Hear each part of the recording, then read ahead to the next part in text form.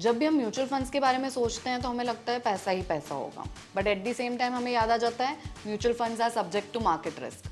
वहीं जब एफडीज के बारे में सोचते हैं तो लगता है कि कोई रिस्क नहीं है बट कोई रिटर्न भी नहीं मिलने वाला है, और एफडी ऐसी चीज नहीं है जिससे हमको बहुत ज्यादा वेल्दी बना दे या रिच बना दे। और एफडी और म्यूचुअल फंड में इस तरीके का हम कंपैरिजन करते हैं, बट टुडे कमिंग फ्रॉम 2023 कि एफडी और mutual fund are almost same, इस वीडियो में आपको पता चलने वाला है। Hi, I am Priyanshi Sikchi. जब मैं एफडीज और म्यूचुअल फंड्स को कंपेयर करूंगी तो यहाँ पे जो म्यूचुअल फंड्स है ना वो डेट म्यूचुअल फंड्स हैं, ना कि equity mutual funds. Equity mutual funds और डेट म्यूचुअल फंड में क्या डिफरेंस है? डेट म्यूचुअल फंड जो है उसमें लेस देन 35% इक्विटी है, और जो इक्विटी म्यूचुअल फंड है उसमें उससे ज्यादा इक्विटी है, 35% से तो बहुत ज्यादा। और यहाँ जो इक्विटी म्यूचुअल फंड्स है ना वो रिस्कियर असेट्स है, जिसके बारे में हमने लास्ट वीडियो में बात करी थी कि कौन से 5 म्यूचुअल फंड्स है जिनमें आप एसआईपी स्टार्ट कर सकते हो। वहाँ पे इक्विटी म्यूचुअल फंड्स को कवर कर लिया गया था, उसका पैटर्न बिल्कुल अलग है और इस वीडियो में उसका कंपैरिजन नहीं है। यहाँ हम उस डेट म्यूचुअल फंड के कंपैरिजन कर रहे हैं एफडी से जिसकी रिस्क ना लो है। यानी कि डेट म्यूचुअल फंड क्या होता है, लेट मी एक्सप्लेन यू। तो डेट म्यूचुअल फंड ऐसा म्यूचुअल फंड है जिसका इन्वेस्टमेंट, जो म्यूचुअल फंड का इन्वेस्टमेंट गवर्नमेंट बॉन्ड्स में होगा या फिर कॉर्पोरेट बॉन्ड्स में होगा या फिर ऐसे डेट में होगा जो सिक्योर्ड है मोस्टली। तो यहाँ पे जो अपना रिस्क है वो लो से मीडियम है, और एफडीज भी वैसे ही एक इंस्ट्रूमेंट है जहाँ पे लो रिस्क है।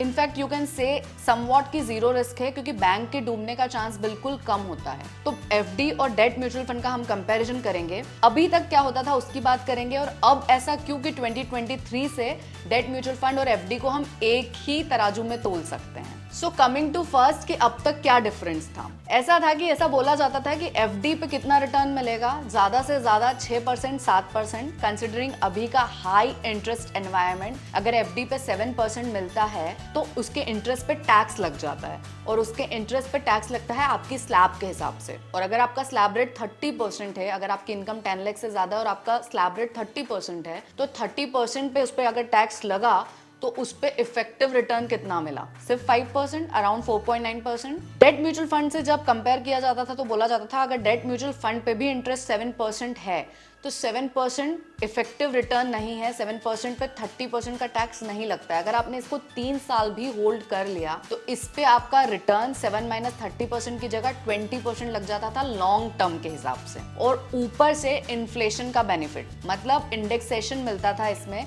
कि इन्फ्लेशन रेट अगर 5% है तो पहले तो ना इस परसेंट से 7% से 5% माइनस होगा, दैट इज 2%, 2% पे ही टैक्स लगेगा। तो जो इफेक्टिव रिटर्न है यहाँ पे अभी भी 6.9% रहता था। और इसीलिए लोगों को, स्पेशली फाइनेंशियल एडवाइजर्स को ना डेट म्यूचुअल फंड सजेस्ट करना एफडीज के ऊपर बड़ा ही अच्छा लगता था, क्योंकि रिस्क कम है फिर भी रिटर्न एफडी से ज्यादा, इन्फ्लेशन से ज्यादा and so on. But Nirmala Sitharaman ने फाइनेंस बिल में इसको डिस्कार्ड कर दिया। उन्होंने टैक्स में इंडेक्सेशन का बेनिफिट हटा दिया है from the debt mutual fund, as well as long term और शॉर्ट टर्म को भी हटा दिया है। मतलब कि अगर आज आपने 1 लाख डेट म्यूचुअल फंड में लगाए हैं तो उसका जो रिटर्न है 7%, उसके पूरे पे अगर आपका टैक्स रेट 30% है तो पूरा ही टैक्स लग जाएगा। ना ही उसमें इंडेक्सेशन इन्फ्लेशन वाला बेनिफिट मिलेगा, ना ही लॉन्ग टर्म शॉर्ट टर्म वाला मिलेगा। अगर आप 4 साल तक भी उस डेट म्यूचुअल फंड को रखते हैं तो भी नथिंग गोइंग लॉन्ग टर्म या शॉर्ट टर्म, वो दोनों एक जैसा आपकी स्लैब रेट के हिसाब से चार्ज हो जाएगा। यानी कि सेम एफडी पे भी 7%, सेम डेट म्यूचुअल फंड पे भी 7%, दोनों पे 7% है, और इस 7% पे टैक्स लगेगा, दोनों पे 30%, दोनों पे ही इफेक्टिव रेट ऑफ रिटर्न 5% है। एफडी जो कि लो रिस्क नो रिस्क है, यहाँ पे जो लो रिस्क और मॉडरेट रिस्क है, मतलब दोनों इंस्ट्रूमेंट जो कंपेरेबल है, दोनों में से अभी 2023 में एफडीज बेटर साउंड कर रही है। तो जो हमारा एक मिथ है कि हम एफडी में पैसा लगा ही नहीं सकते, 2023 से कुछ सालों तक तो ये गलत प्रूव होता हुआ दिख रहा है। बट यहाँ एक कैच है, यहाँ कैच ये है कि एफडीज ना अगर 5 साल से ज्यादा की होती है, 5 ईयर एफडीज या उससे ज्यादा की एफडीज, तो उस पर टैक्स नहीं लगता है। तो अगर आप ऐसे लॉन्ग टर्म के लिए इन्वेस्ट करने का प्लान कर रहे हैं तो फिर तो एफडीज पे टैक्स भी नहीं है। एक नेगेटिव पॉइंट है एफडी का ओवर डेट म्यूचुअल फंड, वो ये कि एफडीज की जो इंटरेस्ट अक्रूवल है उस पर टैक्स आपको सेम ईयर में पे करना पड़ता है।